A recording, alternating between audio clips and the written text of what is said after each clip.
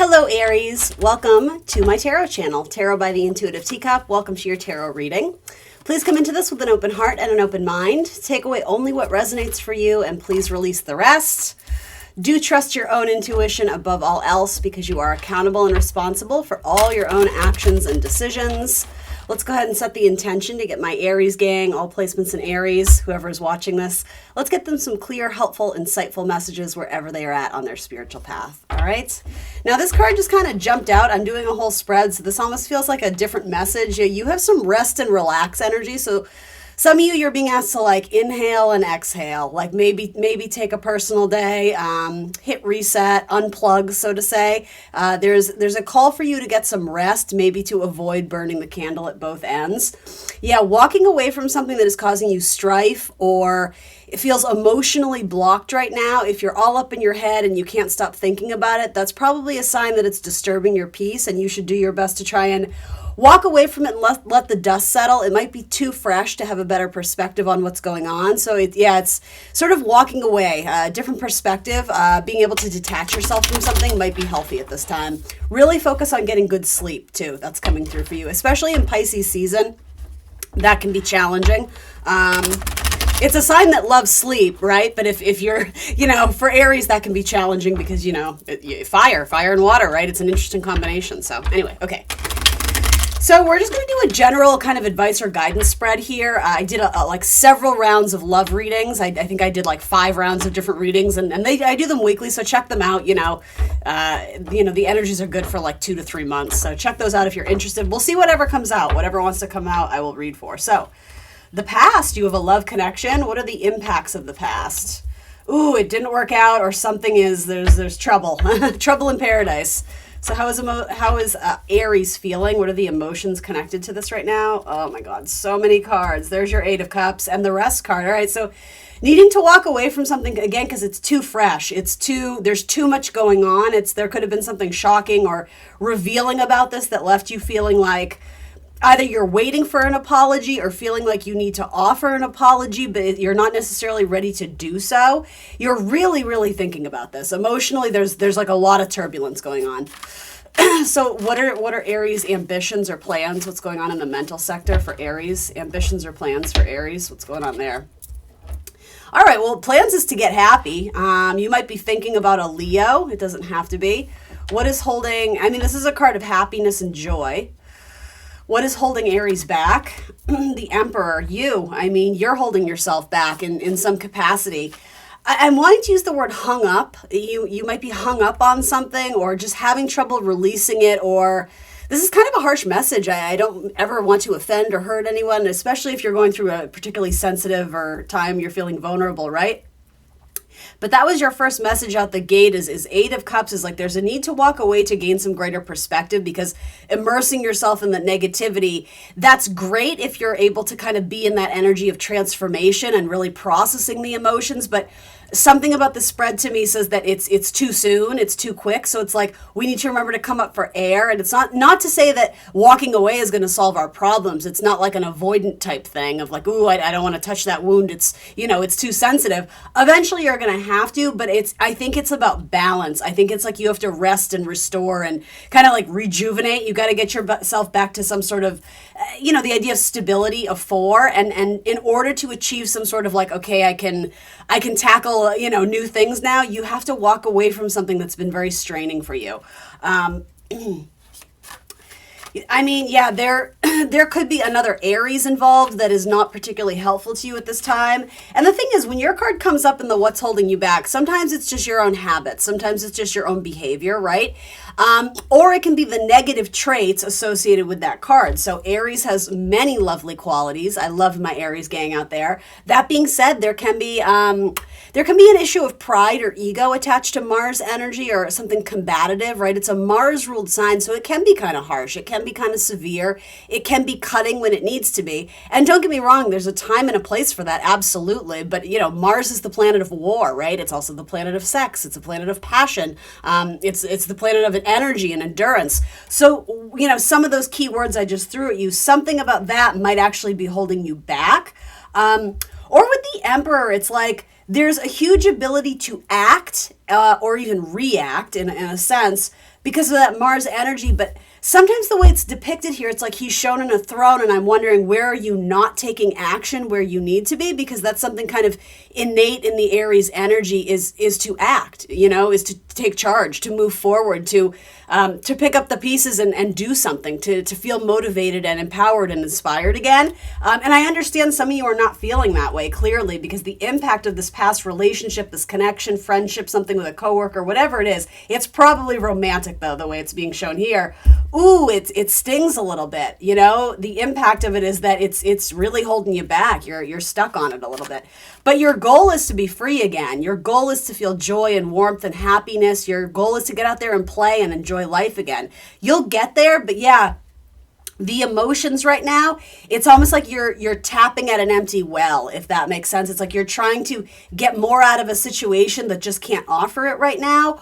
Or it's almost like this inability to disconnect from something that already transpired. There might be a little bit of a resistance to the truth, or a resistance to what actually occurred. And for some of you have like rescuer syndrome, of like you're wanting to come in and put out this fire that's going on in someone else's life, and it's impacted you. Clearly it's probably someone you love, and it doesn't have to be romantic, guys. It could be someone else, but I almost see you showing up as the Page of Cups, of like, here, what can I do to help you? But it's a page, and so that's indicating to me it's like you don't necessarily have the answer. You don't necessarily have what is required to solve the problem. And here's the reason why. It has nothing to do with you being inept or unreliable or any of those things. It's that this wasn't your problem to solve in the first place, and you're taking it upon yourself to rush in as rescuer, that Mars energy, when really the universe is saying it's not your job to rescue this person. Like they need to figure it out themselves.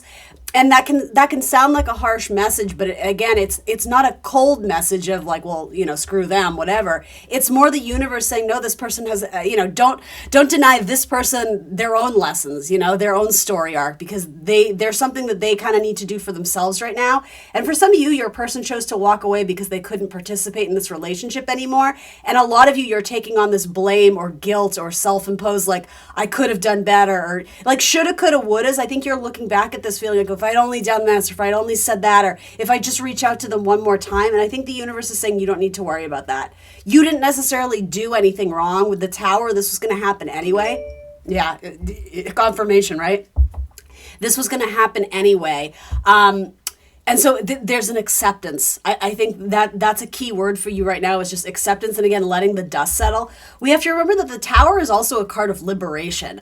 Ultimately, it liberates us from the devil energy, right? And devil energy, card 15 in tarot, it's all about what keeps us stuck and inhibits our growth as spiritual beings that are meant to develop and grow and, learn new things. And so whether it was you or this person, or likely both of you in some capacity, devil energy came into this and things weren't moving or jiving the way they were supposed to. And so there was an inevitable ending where the universe is like, all right, this has got to stop. Like I'm going to come in and throw my lightning bolt down. And that's going to be like the wake up call that one or both of you needed to re-engage in your own life. And again, what it is that you want in life, it's like you got sidetracked in this. It was like, you couldn't see the forest from the trees anymore. You were, you're stuck in the tower, right? It's dark. You're dancing in there with the devil, so to say. And I'm using this in metaphor, of course. But yeah, sometimes like we lose sight of the bigger picture. And, there were emotions involved. It felt like you got lost in love, right? But maybe you were attaching I don't know, attaching yourself to someone who wasn't necessarily operating in the best vibration. And essentially, rejection is divine protection, or the universe may have actually thrown you a bone to remove you from an unhealthy situation, even though at the time you're like, but I want this, I need this. Just some food for thought here. So what's going to help Aries move forward? What is the action plan or the advice? What's going to help Aries move forward? What is the best action or advice that we can give them? How is Aries going to move forward? What's the best action or advice? All right, so there could be a conversation with this person that could be very healing and cathartic, but it may also be a finality. There might be a conversation that brings you a little bit more ease and peace of mind, ultimately to bring closure to some sort of partnership or union. There could also be a severing You know, swords can represent a severing, a cutting, or a cold hard truth. It's information, it's facts, it's writing, expression, communication. And it does have to do with a soulmate card. This can be a marriage card. This can be, again, a soul contract, a romantic union. It could be someone you live with. It could be something about property or moving. Some of you may be signing a new lease or moving to a new property, particularly if maybe there was a breakup and you're moving out. It could be, adding distance, or honestly, I think with the fours, which is your advice or guidance here, it's like establishing more stability for yourself and getting back to a place where you feel grounded and ready to take on the next challenge. But with this, I think you're being asked to be gentle with yourself. Give yourself the benefit of the doubt. I don't know why I'm getting this, but it's like give yourself time to heal and process this. And again, for Aries, it might not happen all at once, as much as you may want it to. It's almost like you're trying to expedite the healing process. And the universe is saying you don't have to do it all at once, because for anybody that would be emotionally exhausting and draining and and quite frankly, unrealistic expectations, right? Healing isn't linear. Healing is a process. So there's going to be times and moments where you maybe feel a little bit triggered or memories come back and really kind of rattle you. But again, that's not where the story ends. This is saying you are raising your vibration. There's an elevation here. There's an ascension in terms of your, I'm going to use the word mental health. And I'm not saying that was necessarily at stake here, but it's like you're able to see with more clarity in the future. And there is new partnership and there is new joy available to you if you're interested in partnership specifically. It could be that you connect with someone new, and I'm not necessarily saying rebounding so that you don't have to deal with the pain of this. But for some of you, I just have to be honest, this is a hard message to hear, but there does seem to be a finality about this where it's like you know you have to move on, and some days are harder than others. Yeah, and I am trying to be very sensitive about how I phrase this, because for some of you, there was no choice in the matter. Something transpired where you were forced to move on. And clearly a lot of you weren't wanting to do that or ready to do that, but do have faith that healing is on the horizon for you. You know, the dawn of a new day. The sun brings healing, joy, happiness. It's a refreshed energy. It's Leo energy. So again, it's compatible with your fiery energies. Like things are going to feel light again. Things are going to feel fun. And in the meantime, appreciate small moments of that, right? It's not saying that every day is going to be better and better and better. Again, it's like you're going to dip into the, ooh, this isn't a great day. But then you're going to have other days where you're like, this is great. I feel really nice today. Like this is a good one. Some of you may be struggling a little bit with depression or some anxiety or, something like that. I do think there's a contract about land and property coming in for you. If not, that might be something that helps you move forward. If that's what you do for your career stuff looks good right now. Yeah, for some of you, there's a new romantic connection that could bring a lot of joy into your life. Also, putting faith in the divine and divine timing. This is the 1111 card. So having faith that things are going to change and turn when they're supposed to, and reminding yourself of that. With the Ace of Swords, it's like, reminding yourself that things are getting better. So hopes and dreams for Aries, hopes and dreams. Also, participating in something creative with the Sun card might be something that's on the horizon, or if you keep having plans to do something creative but justify why it's not the right time. I think you should try it anyway. Again, that creative inspiration, it kind of comes and goes. It's not always steady and consistent. The same way emotions are, right? So sometimes it's like you have that drive, you have that motivation to do that creative thing. Do it. Strike while the iron's hot. Hopes and dreams for Aries. Anything that I need to know as the reader, hopes and dreams. Yeah, you're trying to manifest something new. It's like you have the tools on your table. I think this is almost like stepping back into your power and remembering that you really do hold the reins in your own life. Like you are the master manifester. This is about not passing off your power to other people or feeling hopeless. I almost feel like for some of you, there was a crisis of faith, understanding that the universe, God, source, spirit, whatever you believe in as a higher power, they truly are co-collaborators with you, right? It's you and them. It's you guys together. Some of you, it's like you felt like you got the rug pulled out from under you. And there's a period of time where I think you lacked a lot of hope. You lacked a lot of faith. You felt like you were being punished. This to me is stepping into a greater vibration and recognizing that things truly do happen for a reason, that 1111. And it's not justifying bad things that were done to you, but ultimately they happened, and it's up to you to find that reinvigoration to empower yourself and again to step back into your power. Some of you are trying to manifest communication with this person. And the thing is, that is possible with the Ace of Swords and the Four of Wands. If this was what you would consider a soulmate connection, particularly a marriage or someone you lived with, not necessarily like a dating app type thing, because it looks more heavy than that. It doesn't look just like a fun romantic date and it ended. This seemed like it had some heavier energy attached to it, where someone walked away and some crisis situation came into the life of you or your person. I think for a lot of you it was your person, but then the domino effect of that was that this person exiting your life felt like a crisis for you. Some of you are trying to manifest new communication with that person. And again, it's possible for some of you. You know the details of your story. I don't, but for some of you that might happen. In which case it's like you're trying to make this good again. You're trying to bring healing energy to this. So potential outcome, what are we allowed to know, Spirit, for Aries? What are we allowed to know? What are we allowed to know for my Aries gang out there? Thank you. Yeah, hitting reset. Yeah.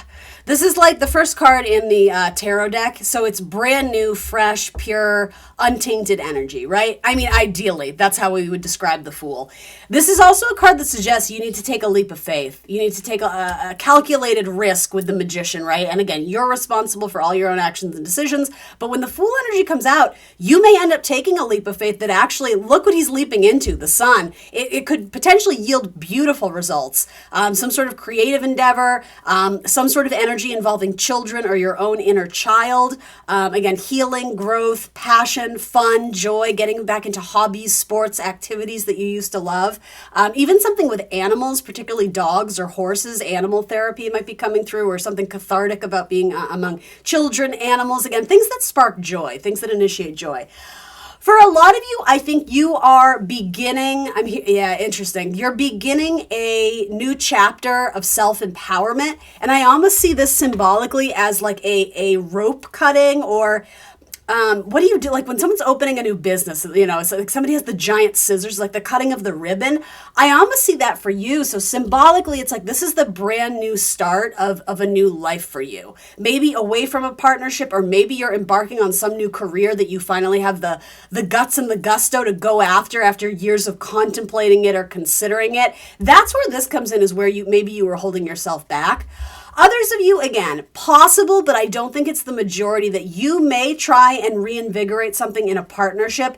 I would give it time. That would be my best advice or guidance to you, because with the Tower and the Eight of Cups, something had to end and sever off to even have the possibility of it coming back to heal and again hit reset and try this from a different viewpoint or a different perspective, or breathing new life into it. It's like you have to accept the ending in order to kind of, I hope this is making sense, but in order to revisit it in a new, healthy, positive way where you guys have a higher perspective. Because again, we had to liberate ourselves from the devil energy. Whatever was keeping this relationship stuck or toxic or inhibiting its growth, or, bad habits, bad behaviors, whatever it was, you both needed to be liberated from that in order to understand what was really going on. Like hindsight is 2020. So with the outcome of the Fool, you may revisit this, particularly with a Leo, again, like a romantic something with a Leo, maybe an Aries, maybe Aquarius, Sagittarius, fill in the blank.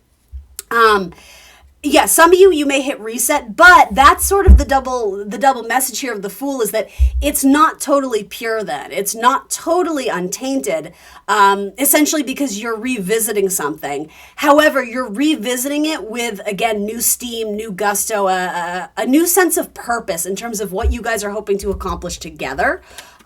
So yeah, do keep that in mind. But ultimately, this is a card of very strong independence. This is about owning your kookiness, your quirkiness, what makes you different, what makes you wacky, what makes you silly, what makes you feel different. You're being asked to lean into that because those are your gifts. Those are your strengths, whether you realize it or not. No one can do it quite like you, Aries, and you do it really well. So do it. That's sort of what this is saying to me. All right, so let's get a couple Enchanted Map Oracle cards. Anything that Aries might need to hear. Anything that Aries might need to hear. The Bone Collector. All right. Again, something about animals here. I'm saying that because there's a rabbit, like a lucky rabbit. I may actually want to read that one. Some of these are more straightforward. That one is a little bit muddled to me. I do think there's a process of there's a word I'm looking for. When you pass something through fire, what is that word? It's like a purification, or I guess you could say sterilization, but I think there's a better word for that. And I'm almost getting that with this. Again, the idea of bones, death, Scorpio energy, transformative energy, like this can be a Pluto card, right? So the idea of a rebirth, I think with the Fool, it's almost like a rebirth of you. But it may potentially have to do with some sort of important connection in your past. But ultimately, what you're being asked to focus on right now is your own reinvention. And then organically, if this is meant to come together, I think it will. I don't think you'll have any... won't be second guessing if you're meant to reach out to this person or communicate with them, because you'll just simply know the answer. So I think this is about more focusing on you first. There's a word I'm searching for. It's not coming. And then making a choice, card 30. That makes me think of the Empress for some reason. Something to do with maybe land or property, your job, your boss, making an important decision there.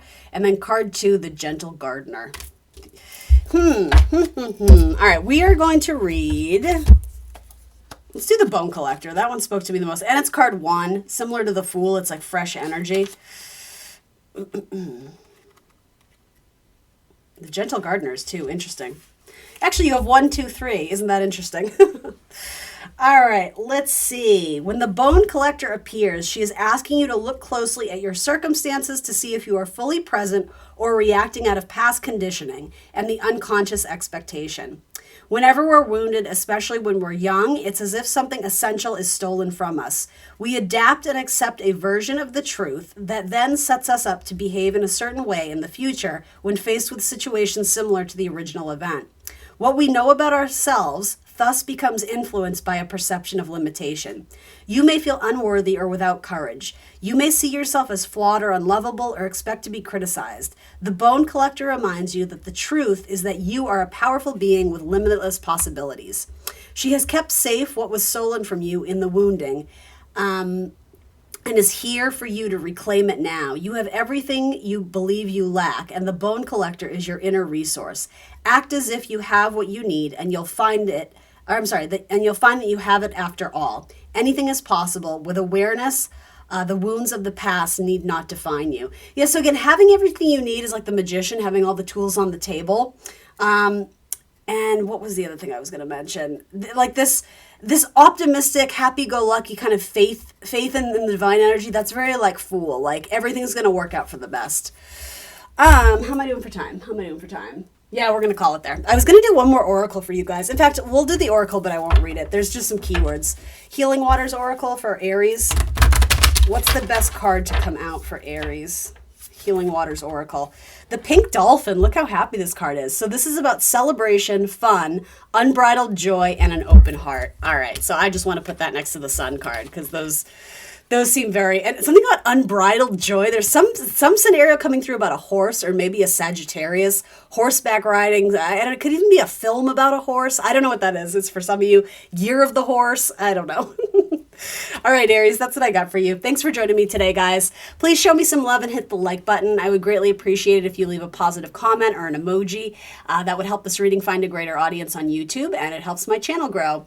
I invite you to subscribe to my channel, hit the notification bell so you'll be alerted when I post my readings. And if you want more content from me, I am on Instagram and Facebook. I'm the Intuitive Teacup. Thanks for joining me today, and I will see you soon for more tarot. Bye, Aries.